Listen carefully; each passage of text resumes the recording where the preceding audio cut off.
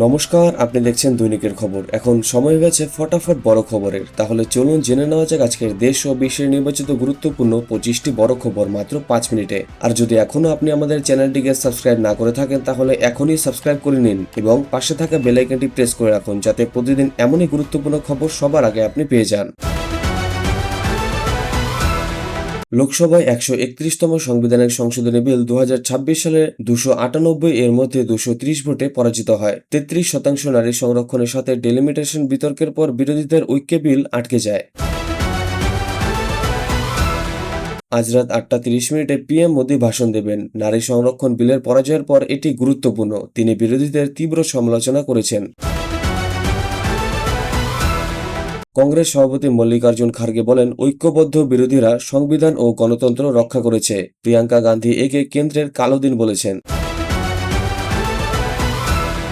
Strait of হরমুজে ভারতীয় জাহাজে ইরানি নৌবাহিনীর গুলিবর্ষণ। নিউ দিল্লি তীব্র প্রতিক্রিয়া জানিয়েছে, যার কারণে কিছু জাহাজ ফিরে আসছে। ইরান ঘোষণা করেছে স্ট্রেট সম্পূর্ণ খোলা ছিল, কিন্তু পরে আবার নিয়ন্ত্রণে নিয়েছে। তবে ইউএস ইরানে উত্তেজনা এখনও চলছে। FY 2025 থেকে 26-এ ভারতের রপ্তানি $860 বিলিয়ন ছড়িয়েছে বলে জানিয়েছে বাণিজ্যমন্ত্রী পীয়ূষ গোয়েল। 1 এপ্রিল 2026 থেকে বিদেশ যাওয়ার আগে ট্যাক্স ক্লিয়ারেন্স সার্টিফিকেট ফর্ম 158 লাগবে কিছু কিছু ক্ষেত্রে। আজ থেকে প্রথম ব্যাচ 371 জন দিল্লি থেকে মক্কায় রওনা দিচ্ছেন। মোট 1.75 লক্ষ ভারতীয় হজে যাবেন। নির্বাচনের আগে রাজাবাজারের কাছে STF এর অভিযানে 6টি একক শত আগ্নেয়াস্ত্র ও 14টি রাউন্ডগুলি উদ্ধার করা হয়েছে। একজন আটক হয়েছে। তৃণমূল সুপ্রিমো মমতা বন্দ্যোপাধ্যায় আজ উলুবেড়িয়া, বারুইপুর, ভাঙড়, সোনাপুর ও শিবপুরে একাধিক সভা রোড শো করবেন। IIT খড়গপুরে AI সেন্টার খনির উদ্ভাবনে 15 কোটি টাকার AI সেন্টার চালু হচ্ছে।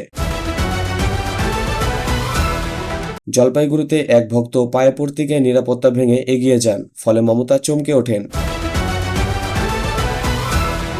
স্ট্রেট অফ হরমুজ প্রণালীতে জাহাজে হামলা হয়েছে, এখন স্ট্রেট বন্ধ খোলার খেলা। এতে ট্রাম্প বলেছেন, তাহলে হরমুজ প্রণালী আপাতত বন্ধ থাকুক। ইউক্রেনের গুলিবর্ষণে কিয়েভার হলক্সিবক্সি জেলায় ম্যাস শুটিংয়ে কমপক্ষে 5 থেকে 6 জন নিহত। হাঙ্গেরিতে নতুন নেতা ভিক্টর আরবানের 16 বছরের শাসন শেষ, ফলে পিটার মাগরা বড় জয় পেয়েছেন। UN শান্তিরক্ষীদের ওপর হামলায় এক ফরাসি সেনা নিহত, 3 জন আহত হয়েছেন। দক্ষিণ ভারতের প্রতিক্রিয়ায় তামিলনাড়ুর CM স্ট্যালিন ডেলিমিটেশন বিল পুড়িয়ে কালো আইন বলেছেন।